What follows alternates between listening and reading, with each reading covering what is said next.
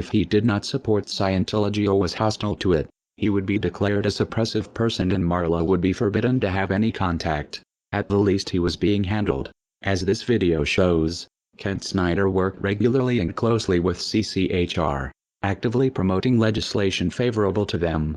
This bill is not successful, is not passed, then 2 or 3 or 4 years from now, what you're going to find is you're going to find stories of parents who said, why didn't we work harder? My child is now subject to mental screening. He's now subject to therapy. There's all sorts of coercive measures that are going on. So the time is now. Parents need to understand that, and we're going to do everything we can to fight against it. This is important because there is an attempt to rationalize Ron Paul's involvement with CCHR and founding member Dr. Zass as harmless. On the Ron Paul forums, when a supporter points out the Scientology connection, another member tries to spin Zass as a great libertarian who is not a Scientologist nor is sympathetic to Scientology. This is bullshit. CCHR is a branch of Scientology and SZAZS co-founded it.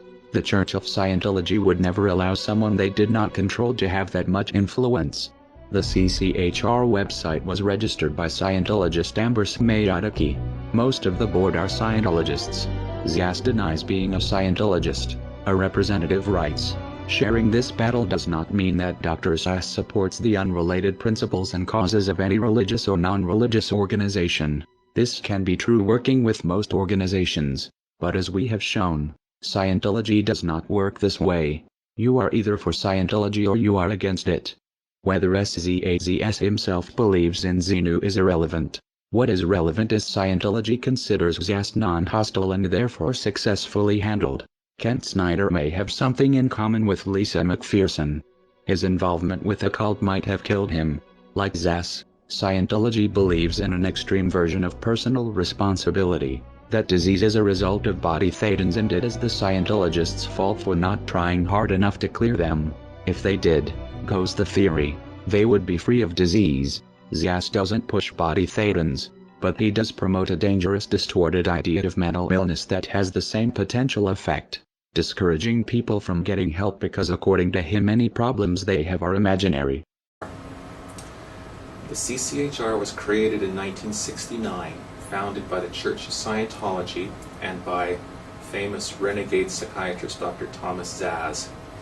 From day one, most or many of the senior leadership of the CCHR have been Scientologists. And for Zass, and of course this has been taken on big time by Scientology, therefore mental illness is not real illness. It is possible Kent Snyder's untreated illness and death was a result of adopting the Scientologist beliefs that his illness was his fault or not real. It would explain why he had no health insurance. Many Scientologists don't. It seems Snyder sincerely believed in Ron Paul's libertarian rhetoric and equally trusted his Scientologist friends, though this ultimately was not in his best interest. A further question arises. How many of Scientology ideas are influencing Ron Paul's campaign for liberty through CCHR and Zass? The Scientology connection to Ron Paul has been noted in a handful of disingenuous threads on the Ron Paul forum. They are disingenuous because they ask questions a Google search can answer in seconds, yet few people link to these results.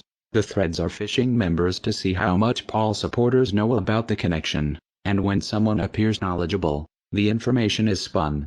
In one of these threads, Scientologists in Clearwater are praised for organizing one of Ron Paul's events in 2007. The writer clearly doesn't understand the significance of saying Scientologists and former Scientologists are involved. It's possible he is confused or misinformed. It's also possible Scientologists are lying about no longer being in the church. It would be a glaring anomaly that, everywhere else former Scientologists are considered SPs to be shunned by current members, except for those working on the Ron Paul campaign. More likely Scientology finds it expedient to muddle the connection by having members involved avowed they are former Scientologists. Since most Paul supporters don't know the first thing about Scientology or how to check the information, Ron Paul's campaign manager Kent Snyder had a close working relationship with the Scientology group CCHR from at least 2005. Snyder worked closely with Scientologists at the same time he worked in politics to make Ron Paul the household name he is today. Snyder helped push legislation favorable to Scientology. To do this he made PR videos approved by CCHR. In turn CCHR supported and promoted Ron Paul's presidential candidacy, most blatantly in the pay-to-play luncheon on November 28, 2007, the day of the debates. Campaign donation records from Clearwater, Florida show some members, Ron Paul personally met and talked with these people who collectively donated at least $19,000 that afternoon to his campaign. Ron Paul knew they were CCHR. It is implausible, working as closely with CCHR as he had. Paul did not know he was for all purposes working with Scientology. Another fact not as well known. In 2002 Ron Paul won the Thomas S. Zass Award as a tireless defender of individual freedom. That puts Ron Paul's personal association with Scientology back almost a decade.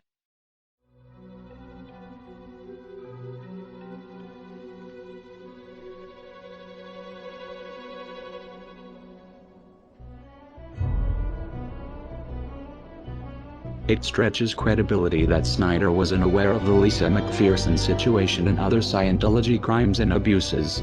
Snyder was no doubt deep in denial about the events that led to December 5th death of McPherson at Scientologist hands. Otherwise, why work with Scientology? This shows effectively the Ron Paul presidential campaign and Ron Paul himself have been influenced by Scientology for years. So it was no surprise in 2008. When approached with concerns about Scientology's tax-exempt status, Ron Paul was dismissive. His statement, "I understand your concerns about Scientology," implies Ron Paul was aware of the problems of the so-called church and the fact independent observers consider it a criminal cult. In spite of this understanding, he had no problem speaking with them and taking their money. He would also have known about